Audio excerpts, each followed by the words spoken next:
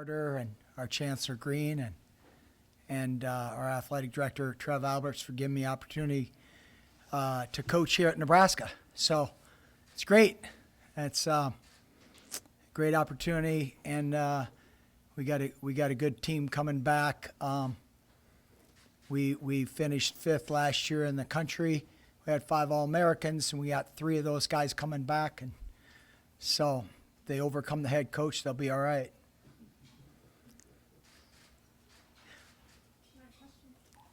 Coach, those numbers you just ran off. Yeah. Do you feel they're undervalued? Like number 5 in the country, sitting here in the middle of Nebraska, 5 All-Americans. That's a heck of a win. Yeah, well, I think, the last 4 years, facts don't lie, the wrestling is the third most viewership in the Big Ten Network behind football, men's basketball. So wrestling is a pretty big deal in the Big Ten, right? So it's a pretty big deal to us. So, I think we put out a good product. We got great culture. And actually, before I forget, we're going to honor Jordan Burroughs on November 4th at our wrestling match against North Dakota State, and on the next day at the football game against Minnesota. So, Jordan, if you didn't know, the last a month ago in September in Belgrade, Serbia, he won his 7th World Olympic title. So he's 6-time world champ, Olympic champ in 2012, and he's the winningest wrestler of all time in American history. So he's a pretty accomplished guy, and Jordan and his wife Lauren are going to come back for that weekend. We have alumni. We have over 50 alumni coming back for North Dakota State, and so it'll be great. What have you seen step up in leadership roles? Losing 5 super seniors kind of brings that. What have you seen step up? Well, it's interesting, right? Super seniors. Now I got super senior at 25. Liam Cronin, who's a 6th-year guy, wrestled for us 2 years ago, redshirted last year. He was injured early in the year, so we had the opportunity to redshirt him. So a lot of experience there with Liam. Boo Dryden is one probably 4 guys at 133. Boo Dryden's a 6th-year guy too. So he's seen it all. Kyle Berwick transferred in from Wisconsin at 133. We have our starter back, Dom Serrano, and Alex Thompson. So we have a lot of competition at 133. We have a young man, Brock Hardy, who's probably no one knows of, but he was one of the top recruits about 4 years ago. Went on his Mormon mission for 2 years, came back during COVID. That was a nothing year. Redshirted last year behind CJ Red and a 22-year-old freshman. And he's really good. He's really good. So we have guys like that. I think that a lot of people haven't. Every team might have that same scenario, but I think Brock's a little bit different. But with Ridge Lovett coming back, Peyton Robb coming back, and Mikey Lavarola, those 3 guys, that core of guys are pretty stout. Peyton has 2 years left. Ridge has 2 years left, and Mikey is a senior next year. So at heavyweight, we're going to have Cale Davidson. He's a 6th-year guy, so a lot of experience. And so with that, just keep them sharp and keep them hungry. So, yeah, we're pretty excited about it, but a lot of great competition. North Dakota State, I know, has, I think, 8 out of their 10 starters are ranked in the top 30. So it's a good marker to see where we're at and push forward. Lavariola is a 4-time All-American. Yes. Seems like he's been here a while. Yeah. What do you do to get his game to go to the next level? Or how do you continue to challenge a guy that has spent so much time in the wrestling room? Yeah, it's interesting question as far as last year, all these teams, Iowa and Michigan, they had guys 2 or 3 years older than Mikey. The Olympic redshirted, I'm not sure, but Mikey's a relatively young 6th-year guy, but he's really hungry. He's really hungry he wants to be a national champion. He wants to leave this place as the national champion, and he's got a tough guy in the conference Carter Shirachi, who's a 2-time national champ, in front of him. So he's got a tall task in front of him, but he's really, really hungry for that challenge, and he's really looking forward to it. So I think that drives people, just people that are, you might not be ranked, Peyton Robb, we think he's best 157, but I think he's ranked third or fourth. I don't look at rankings much. So it's in wrestling, you decide on the mat. So, you could be ranked ninth in the country and win a national title. So, that's a great part of it. There's a lot of intangibles, like in any sport, and we really try to focus on the intangibles and separate ourselves from other teams. And so we have a great group of kids that just buy into that, and we got good culture, and we've recruited well, and we're pretty fortunate that way. Coach, what is it you mentioned some of those teams, Michigan, Iowa, Minnesota, Yeah. guys. To be Penn State. successful in Penn State. To be successful in the Big Ten in wrestling, what does it take?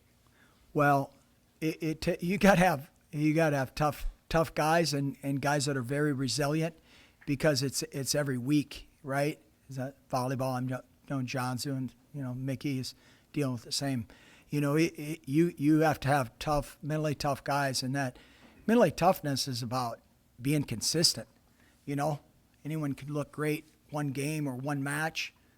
It's about being consistent each and every day. So we really challenge our guys in the room to give that effort, have that mentality, and then just grow with the mentality, right? And so easier said than done. It's a constant battle, just keeping guys thinking next level, not down here, not in kindergarten level. You got to be thinking higher level. And so, it's a fun challenge, but it's always out there. Penn State's won 9 out of 11 national titles. All right, there. It's puts Nick Saban in the back seat, right? That's big. So when you go into their place and you're in a battle. You go to Iowa, Carver Hawkeye is 15,000. They sell out every match, 15,000. So it's a big deal to them. We go there this year, so we can't wait to go there. So it's looking forward to that. Getting back to Jordan Burroughs real quick, the fact that he's already reached the pinnacle of this sport, keeps coming back for more. What does that say about him character-wise? He's amazing. He's a pro in every instance. He's the most popular wrestler in the world. I mean, he wrestled an Iranian wrestler. I was there in Belgrade. He wrestled an Iranian guy.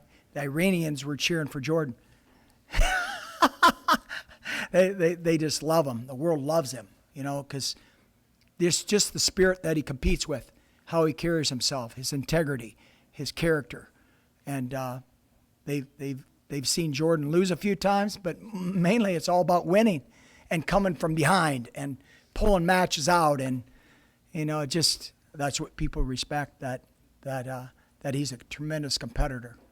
And he just carries himself with he's humble and carries himself with great respect for other people. The fact that he's a few years removed from Nebraska now, Yeah. do you think he still provides motivation to your current team at all? Oh, yeah, absolutely. So we did a thing with our alumni and reached out to alumni. Our alumni wrote some of the guys on our team.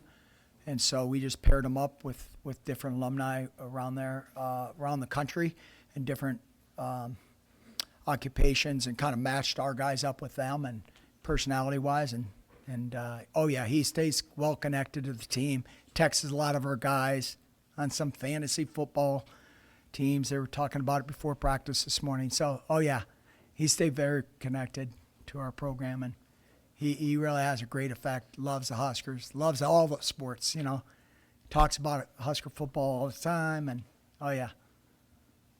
How have you seen some of the freshmen like Cameron Graham adjusting to a collegiate wrestling room now? Hard. It's tough. It's guys like Logan Valador, young man from California, and Cameron Graham, and those guys.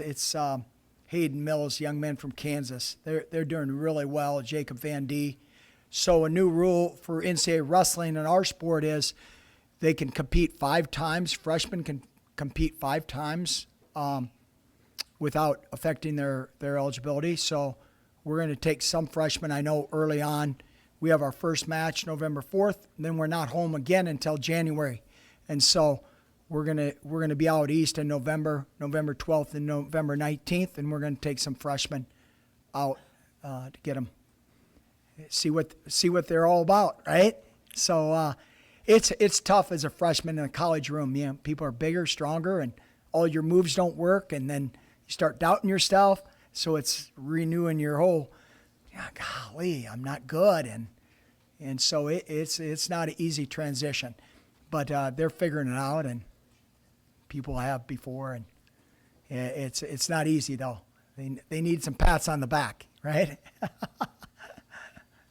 Yeah. Have you seen a different version of Ridge this offseason after that run of the national title in the spring? You know, one thing with Ridge Levitt, he's very even keel. He's just he knows there's more out there for him, and he's still hungry and very motivated. And our guys had a great off season, and Ridge was one of those guys that really put a lot of work in, a lot of time. So yeah, it's really good. Excited. Yeah. What are you hoping to see from Antrell this year? Antrell Taylor, man, another guy who's really figuring it out lately. The last 2 weeks, Millard South product. He's going to be good, man. He's going to be really good. He's special, just from the standpoint. He'll be one of those guys that travels with us in November, and just get him experience on the big stage, and see what it's all about. And he's doing really well in the room. He's got tough guys around him. Ridge. He's got Peyton Robb to wrestle with every day, and Bubba Wilson, the weight above him, and so he's answered the call. When you get your high knee kicked, you gotta dust yourself off, and Antrell has that quality. He gets back up and he's fighting, so it's really good. You never know. I'm sure it is in every sport. You never know. You hope, you guess, but recruiting's not a scientific perfect deal, as you guys know. Yeah, thanks. Thank you.